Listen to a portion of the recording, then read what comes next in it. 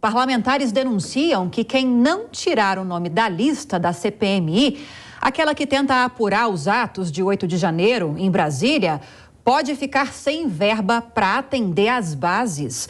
Berenice Leite, com os detalhes da notícia, com as apurações, chega ao vivo para trazer os detalhes para a gente. Berenice, inclusive, ouvi dizer, li por aí, que ainda há a possibilidade de retirada de indicações dos partidos para cargos do segundo e terceiro escalões do governo. É isso mesmo? Boa noite. O que o Planalto diz sobre isso?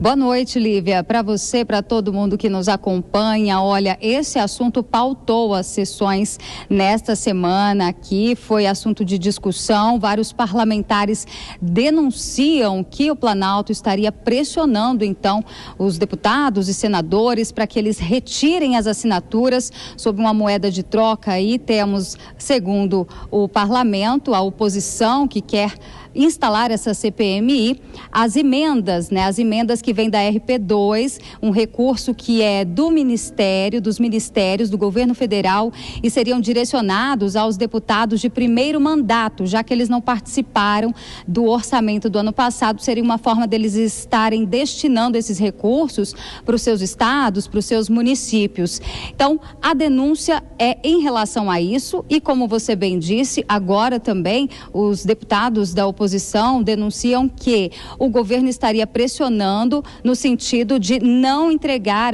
de não nomear pessoas dos partidos aliados para cargos em estatais, estruturação de segundo e terceiro escalão, o que muito acontece, o governo sempre indica pessoas indicadas pelos partidos aliados e que isso estaria sendo uma moeda de troca no sentido de retirar essas assinaturas. O governo, claro, nega todas essas acusações de que estaria pressionando, mas admite que não tem interesse na instalação dessa CPMI, isso porque, de acordo com o Poder Executivo, isso pode atrapalhar a aprovação de pautas que eles têm interesse, que isso ia mudar o foco, tirar o foco das votações, por exemplo, da reforma tributária e também da aprovação da nova regra fiscal.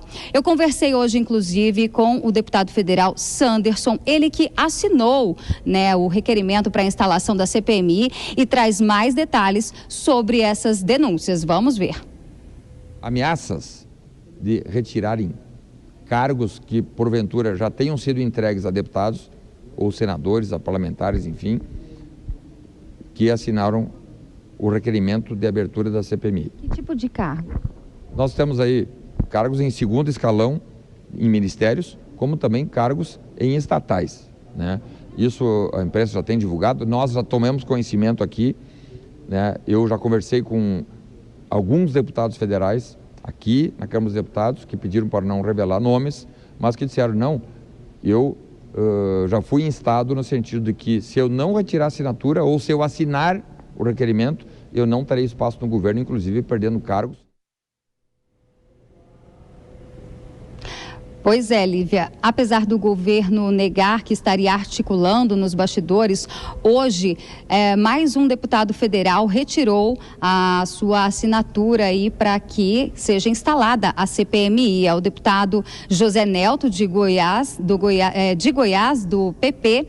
Além disso, já tem mais outras 3 desistências dos deputados Chiquinho Brazão, do União Brasil do Rio de Janeiro, também Célio Silveira, que é do MDB de Goiás, e o deputado federal Pastor Gil, que é do PL do Maranhão. A gente inclusive conversou com o deputado federal André Fernandes, que está à frente do recolhimento das assinaturas, porque foi protocolado já, mas enquanto não for lido na sessão do Congresso, existe a possibilidade de tanto inserir novas assinaturas como retirar. Ele disse que mesmo com essas 4 desistências, ainda há assinaturas suficientes para protocolar, para que a CPMI seja instalada. Vamos ver o que ele disse. O líder do PT na Câmara disse que a CPMI não ia andar porque eles iam conseguir esvaziar a CPMI. E ontem, o Padilha falou abertamente em uma reunião com os deputados novatos que aqueles que quisessem ter um aceno do governo, também acenassem para o governo e que essa CPMI não era interessante. É muito estranho. A imprensa toda já trouxe essa informação e alguns deputados que estiveram presentes também afirmaram. O governo afirmou que só vai pagar as emendas parlamentares aos deputados que não assinaram ou que não assinarem a CPMI do 8 de janeiro.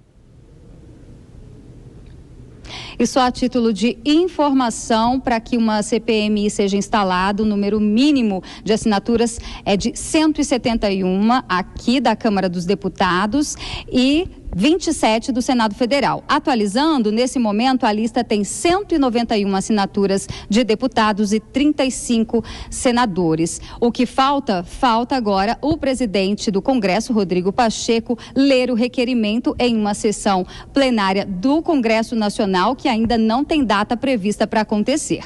Lívia, volto com você. Obrigada pelas informações. Abrindo a edição desta quinta-feira, Berenice Leite, que volta já com mais notícias da capital federal para você. Até já, Berenice.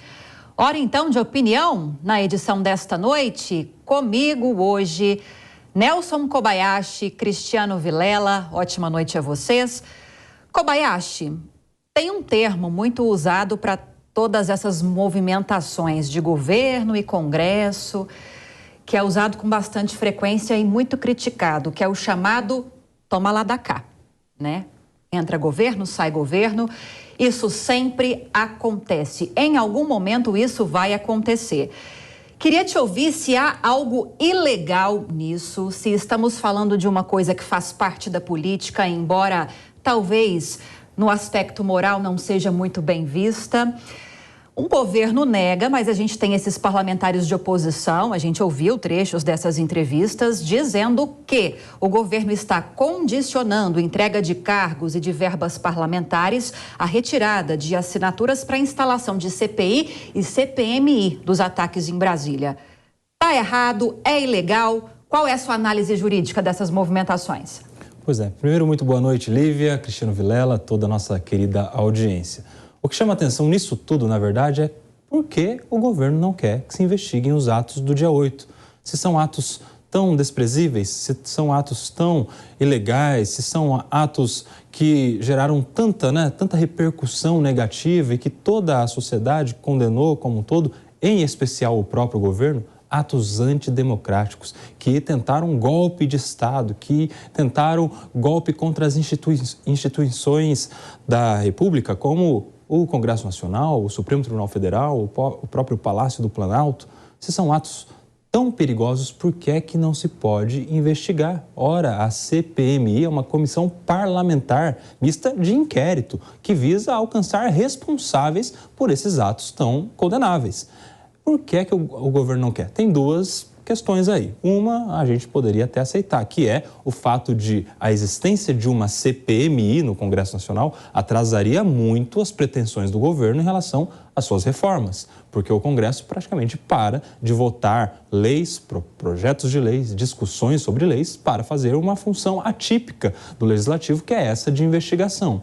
Essa ideia, esse argumento seria até aceitável. Mas há um outro argumento que seria o jeito do governo federal evitar com que essas investigações atingissem pessoas do governo federal ou entidades de segurança do governo federal que podem ou não ter se omitido nos atos do dia 8, como, por exemplo, a Guarda Militar do Planalto, a Guarda da Presidência da República, o próprio GSI, o Ministério da Justiça ou da Defesa, que talvez sejam entes do governo federal que sabiam com antecedência que os atos aconteceriam tal como aconteceram e que poderiam ter se antecipado com o efetivo do governo federal, seja da Polícia Federal, seja da Força Nacional, seja do próprio batalhão da Guarda Presidencial, para evitar. Enfim, resta a dúvida. Por que será que o governo não quer a CPMI?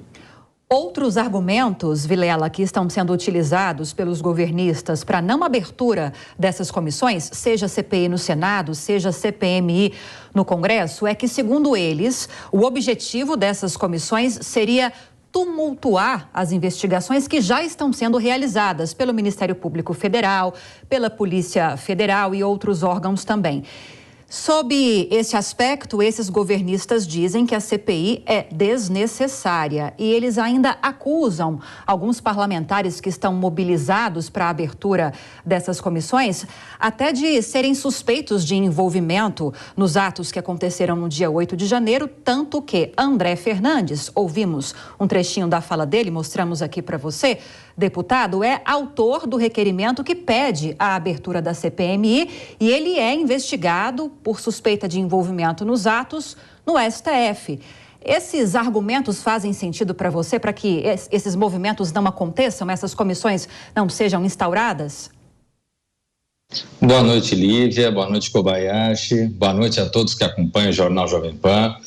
Olha, eu não entendo. Realmente não entendo. Nós estamos diante de uma situação onde os acusados, os que são responsabilizados por esse episódio do dia 8 de janeiro, querem que tenha investigação, querem que seja aberta a CPMI. E aqueles que deveriam ser os maiores interessados, que são os que acusam, são os que apontam um dedo, não querem a CPI. Tem algo muito estranho, não tem lógica nessa narrativa. É como muito bem disse o Kobayashi, não tem lógica o governo não querer. Isso demonstra uma série de coisas, que pode ser talvez alguma culpa no cartório, talvez a descoberta de alguma narrativa que não seja a narrativa verdadeira ou a narrativa adequada, talvez a demonstração da própria fragilidade da bancada do governo, que foi exposto até no dia de ontem pelo presidente da Câmara, Arthur Lira. Então, realmente, estamos diante de um episódio onde o governo está fazendo o papel de oposição e a oposição está fazendo o papel do governo. Realmente, não convence esse argumento do governo e, pelo que eu sinto da movimentação, nós vamos ter CPMI, sim, no Congresso Nacional.